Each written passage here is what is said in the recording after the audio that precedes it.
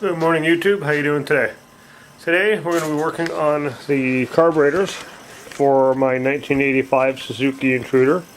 We got these pulled out in the last video, so in this video we're going to work on rebuilding them. We're going to rebuild them one at a time, so I'm going to start with one, rebuild it, get it all back together, then do the other one. That way I don't get any of the parts mixed up. When you take these cables and stuff apart, make sure you remember where they go, how many threads in they've gone, because you want to try to put it back together as close to how it came out as you can, so you don't have as much adjusting to do once it's all back together. So we're going to get started on that, and as you can see I have my assistant here today. This is Devlin. Here's my boxer. That's what we're going to do today, so let's get started. Okay YouTube, let's get started. First thing what I want to do is I want to explain or show you what you need. One thing I like to do is I have a nice clean rag over here. These are just like those shop towel blue towels. Alright, you want that for putting all your little parts on so you don't lose them. Try to keep them separate from everything else. Try to keep them away from where you're going to be working so you don't knock them on the floor. I've got my plunger and my spring for my choke cable for my rear carb is already over there. So I'm going to, because that's out and over there, I'm going to start with my rear carb. Also keep a couple of other clean rags for wiping stuff down. And then a couple of rags that don't really care about, get some gas or whatever on it, but keep your hands. But like keep one semi-clean rag and one whatever rag, and then a nice clean area to keep all your small parts on. So first thing we're going to do is I'm going to disconnect this hose here. Now, if you look on here, actually, you know what? First thing we're going to do is going to disconnect. Okay, well this kind of fell off already actually. So this is your synchronization cable. It's attached to this bracket right here, okay, and then it goes into this little hole here on like a little arm there. And with that is when you move that, you notice that the throttle linkage also moves. So when you synchronize your carbs, it gets both of them at the same idle. Yeah, I'm not sure if you can see that or not, but here, move one. Kind of bad lighting in here, I know, but if you move your synchronization lever, it moves your throttle as well. Okay? And that's what synchronizes the idle and the carbs. So anyway, this would normally be sitting in here, so like so, and attached to that. So to get that off, loosen this bracket. Once it's loosened, you might have to take it right off, but you should be able to get away with just loosening it like this. And then pull this until it can come up through that groove, and this will come off. You can take this off by moving that throttle arm and disconnecting it from the hole there. So that's off. So this carburetor is separate now. So this is my rear carb right here. We're going to work on this one first. So I'm going to leave everything attached to this front one for now and just set it aside. Okay, so I like to work over top of a clean rag, just so that if I do spill some fuel, it doesn't spill all over my bench, and if I do drop something, it stays on the surface. Okay, I'm going to start with, I guess, just taking the bowl apart. So we're going to pull this fuel line off. This is the main fuel line that runs from the pump to the rear carburetor. And then this fuel line on this one here, that I'll take off later, is the one that runs from the rear carb to the front to supply the front carb with fuel. So there's my main fuel line off. I'm going to put this back over here by the bike so I know where it is. Okay. So, actually, you know what I'm going to do? I'm going to take the top piece off first. Actually, no, because then that way I've got something to set it flat on like that. So, alright, so you want to be very careful with these. If this carb's never been apart before, these screws are going to be really hard to get out. Sometimes they stick really good. Sometimes somebody else has tried to take it apart and stripped them. Okay, so I recommend, if that's the case, if it's never been apart before, or if somebody has stripped them, you want to invest spend a little extra money and buy one of these. Okay, this is what's called a hammer driver. Okay, or an impact driver. Okay, so what happens if you put this on the screw like so, okay, and then you take your hammer and you tap that with a good blunt force, it will push down and twist at the same time, like an impact gun does. And it'll break the seal on the screw. It also helps to dig the bit down into the screw a bit, so if you've got one that's rounded off, it kind of sort of creates its own groove again, so it'll get it off. The impact helps with, so you're not just, because you personally, like, you don't have enough strength to push down and turn at the same time with that force that you need. So these are great. When you do use these, be careful, because these are just aluminum, so you don't want to hit too hard and break the aluminum. But yeah, it's this one here is a Mastercraft, I believe, something like that. I picked it up for like 15 bucks. You can get like a no-name one for 10 bucks at Princess Auto or Harbor Freight if you're in the States. Okay. Now I know these have been off before, so I shouldn't have to do that. So I'm just going to turn. So the bowl here has got 4 screws. If you have these screws that are stripped, when you put it back together, buy new ones. They're like a buck something a screw. Seems kind of pricey, but it'll save you a lot of headaches in the future. So there you go. Pull that out, pull the bowl out. If you look inside, I don't know how well it's going to show up, but there's a bunch of dirt in the bottom there. And this has already been cleaned once. So I cleaned it once, put it back together, and then the tank has some stuff in it. So it got dirty again. So I'm going to set that aside because I'm going to clean that. Okay, so now we got your float right here. Okay, this is your float. This is what allows fuel in and out of the bowl. Keeps the amount of fuel regulated, so as you burn fuel, it lets more in. Then you want to pull that out. So to do that, there's a pin right here. Okay, and it is a directional pin. It only goes in one way. So with this one, you don't want to punch hard. You just want to lightly tap it. Just like that. And then once you do that, it comes out far enough on this side that you can get your needle pliers in there.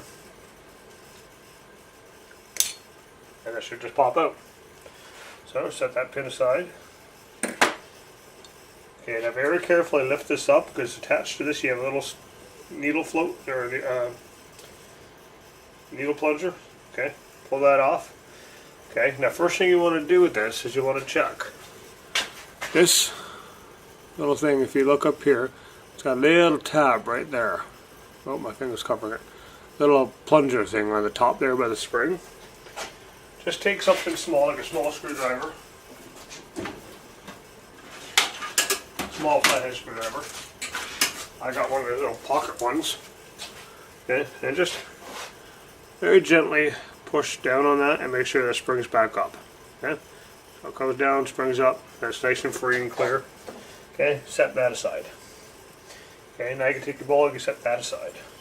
Okay, now comes the difficult, or the more tricky stuff. Okay, you got your main jet right here. So to pull that out, you need a flathead screwdriver. Now please, when you do this, have multiple size screwdrivers handy. Because if you take a small screwdriver like this one and try to get it in here, okay, you see this slop in there? Okay, when I try to turn that, because this is brass, I'm going to chew that all to pieces if I try to turn it when it's that sloppy. Get a big one, okay? Make sure it fits tight in the slot. Okay, see, no slop. Right?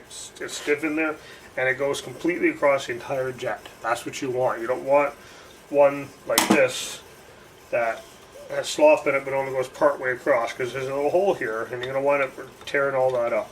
So get a big screwdriver. Save yourself and the next person who has to rebuild it a lot of headaches.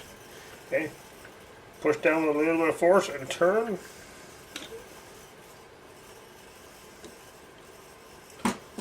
And that should come out, and there's your part of your main jet there and a little washer there. Okay, so take those out and you set them aside. Okay, now to get that out, okay, if you go over here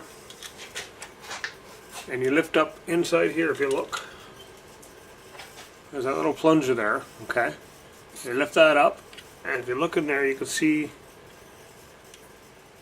sort of see, this needle that's in there goes inside that jet. Okay. So now that you've got that out, this is a good time to pull off the top cover.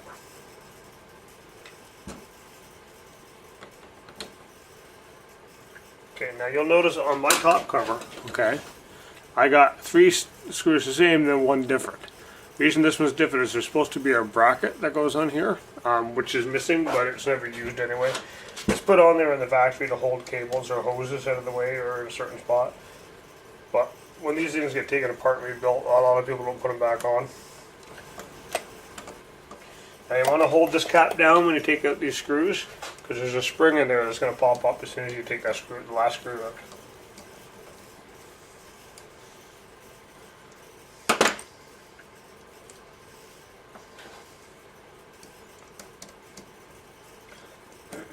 Now in some cases, you don't always have to, but in some cases it's a good idea to remember what hole these screws came out of and put them back in the same hole. It's not usually an issue, but I have run into the occasional 1 or 2 where you had to put them back in the exact hole, otherwise they won't go back in. And that's just from wear and tear and stuff. It's a good thing I'm not a surgeon. Hands of steel.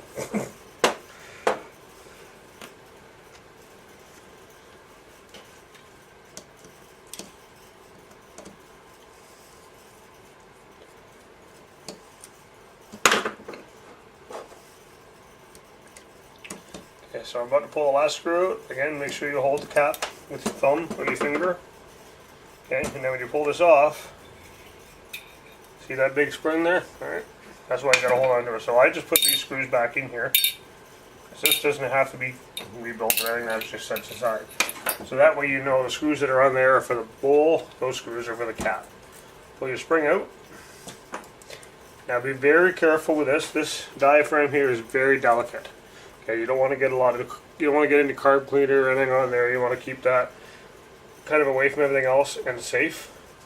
Okay, so it's all seated in a little groove in the body here.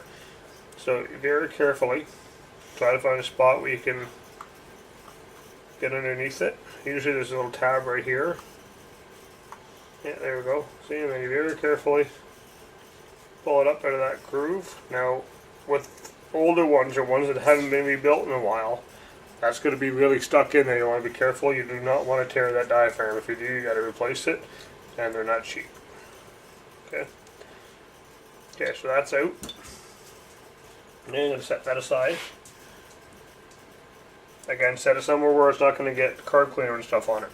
So now that jet that we started to pull out earlier, to pull the retaining screw out of it, now we can take something soft. There, it's a hard plastic one, so I set it there and just lightly tap it with the hammer, and that pushes that jet down. So now you should, if you look in here, don't know how well that's going to show up in there. You can see it's come up off the bottom a little bit. Okay, so now you can get your finger in there and you can just kind of pry that up, hopefully. And if not, then that's fine. Just take your thing, push down a little further, and there you go. Now it's just popped right out, so I should be able to just tip that. It should be able to, but it's not going to. There we go. And that should just fall right out. Okay? So that jet's out. So I like to put the jet near the screw that it blows with. Okay, so that's that jet. Now if you look down in here, okay, you got your idle jet. Okay, so now what you got to do is you got to get a much smaller screwdriver. That's where the small one comes in handy. Get that down in there because it's got to fit in the hole, but it's also got to be able to fit in the grooves. So, okay, so you turn that very carefully. And that screwdriver is too small. So now I've got this one here. And it's a bigger screwdriver, but it's still small enough to fit in the hole. And it fits perfectly in the groove. So there we go, give that a turn, and just thread that all the way out.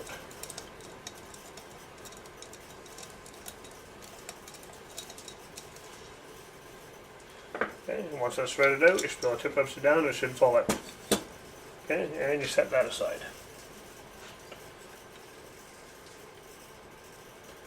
Okay, so now, right here is a little star screwdriver.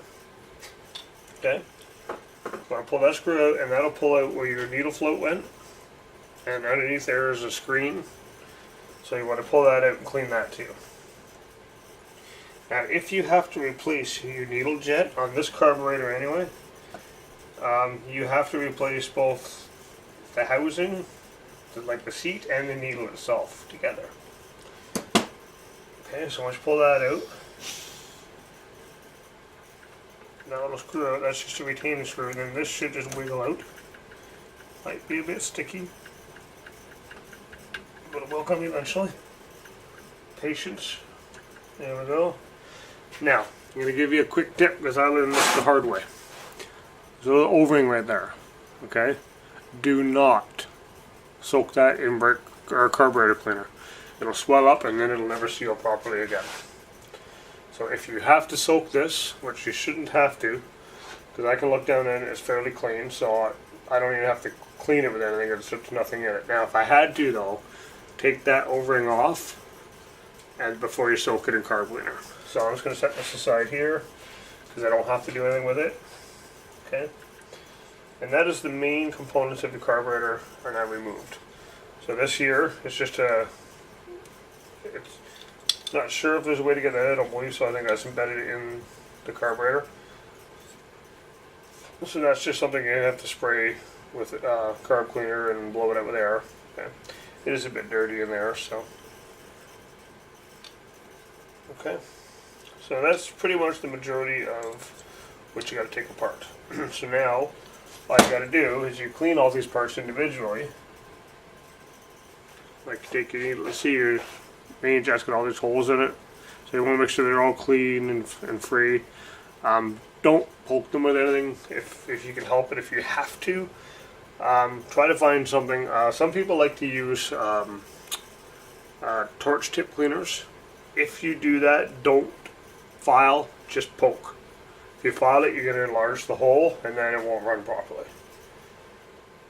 Okay, so that's how you take your carburetor apart. Sorry about that. I did forget one other part of this carburetor that's got to come out. There's another little plunger, kind of like this one here, but a mini version in here. Okay, not all of them have it. That's why I forgot to do the video of it earlier. So basically, same thing. 3 screws. Again, be very careful not to strip the screws. Now, some people will take their carburetors apart once a year and rebuild them and clean them. I tend to do that because I don't mind doing it. It's actually kind of fun. A lot of guys hate doing it, so they never do. So if you do it that often, you should never really have to worry about your screws being stripped or stuck. But if it's never been done since you owned it, or if you don't do it that often, you want to be careful about that. Again, keep your finger on this, hold down on it when you do your last screw. Now this one here has got a much more powerful spring in it, so be careful, don't let it slip or it's going to go halfway across your shop. Okay, so there's that cap. And again, it's clean, nothing to worry about with that one, so I put the screws right back in it, and I set it aside with the other cap. Take your spring out, set it aside. And again, so if you're looking here, see what I mean? It's a small version of the other plunger. Okay. Again, this diaphragm is very delicate, so be very careful when you're pulling it apart. Just try to get your finger or something underneath that little lip there. Okay. And again, very carefully pull it off the seal. Okay, it sits in a groove like the other one does. Okay, and once you get it out of there, it should just slide out.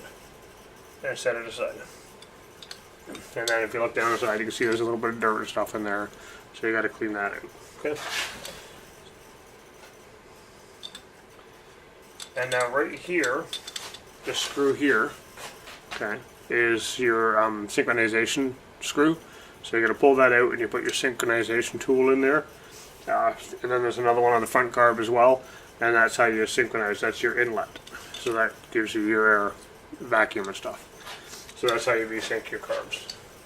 So now if you wanted to go all out, okay, there's a clip here, you can pull that out, and then if you pull that out, then your whole throttle assembly comes apart.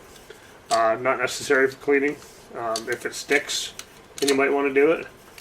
But for the most part, all you got to do is open that up to access stuff in there. You know, it shouldn't have to take that all apart. Okay, so we're going to start with the cleaning of the carb. I got the rear carb taken apart. Now we're going to start cleaning it. So what you want to do, start with, get yourself a little container like this, bottom of a water bottle. Even the cap from your carb cleaner would work fine. You want to be able to have a container you can spray a little bit of carb cleaner into so you can soak these parts. Yeah, especially if it's really bad. So just very carefully, don't keep it turned away from your eyes. Okay. Spray a little bit in here. Now this stuff's expensive, so you want to be careful how much you use. I want enough that you can submerge parts in it. Try not to get too much on your hands. This stuff will dry out your skin really bad. It's also really cold when it comes out, so be careful of that. So just take your parts, drop them in there. Right. Screws you don't need to drop in there, but the jets you want to drop in there. Anything that's got holes in it that you need cleaned out. This you don't need to drop in there, it's fine. So basically just your jets. Now remember, don't put your diaphragms in there, that'll destroy the material.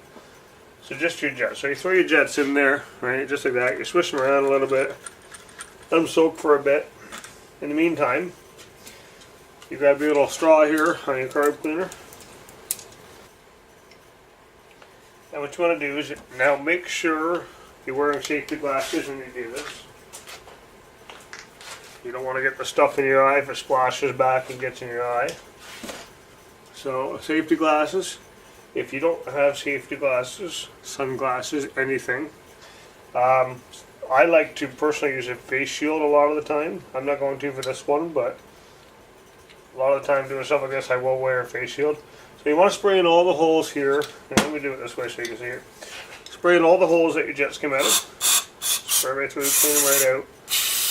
Clean it, spray all in there. Spray all in here where your screed and your needle and jet sit. Or needle and float, sorry. Your ports for your fuel. So this is going to clean up all the gum that sometimes gets created by fuel sitting. Or little bits of dirt that may have got stuck. Okay. All in here is those little holes and ports in here. Make sure you clean those out. That's where your choke is. Okay, this one here down is where your jet, where your synchronization hole there. Okay. Little tiny holes up top. Like get every hole you can find. Spray it generously with some carb cleaner, especially in where all the jets are going to go.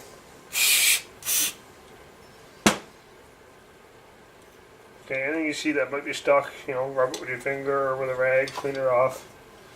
Clean the outside of the carb too. No point in putting a dirty outside back in. You bike, right? You can clean the inside, you might as well do the outside too. Getting some of these crevices with a rag. This one's fairly clean because I had it apart and cleaned before. I'm just redoing it again because it got some bad gas in there. So clean all up in here, all the ports in there. So that all comes out through here. Okay. There's little jets in here. Now these jets here you could take out if you wanted to. In fact, you know what? I think I might. Because I didn't do that last time and I wonder if that might be part of the problem. So I think I'm going to, okay, well that one I can't take out, but this one I can. So there's two little jets, one here, one here. This one can be removed, but the one on the other side can't be removed, so.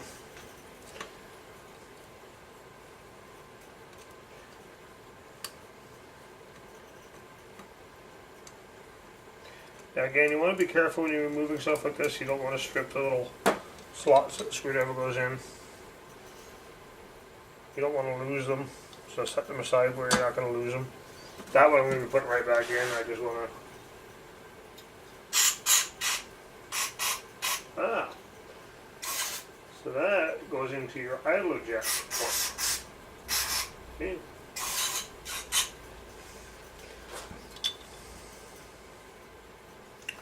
And again, just make sure you clean the jet too. A little bit of plug in that one, so that might have been some of my problem with my other.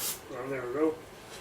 So yeah, like I say, clean out all the jets, soak the stuff you can soak, spray the stuff you can't. Let it sit for a bit. Once everything is soaked and cleaned, once these are soaked long enough, you can pull them out, clean them, wipe them down, spray them with compressed air, a little bit of carb cleaner, like this before it's in there. Okay. And then make sure, like I say, make sure all these holes are clear. So hold them up to the light, look through to make sure you can see through them all. And like I say, just clean them all out, make sure they're all good and all open, and then put it all back together.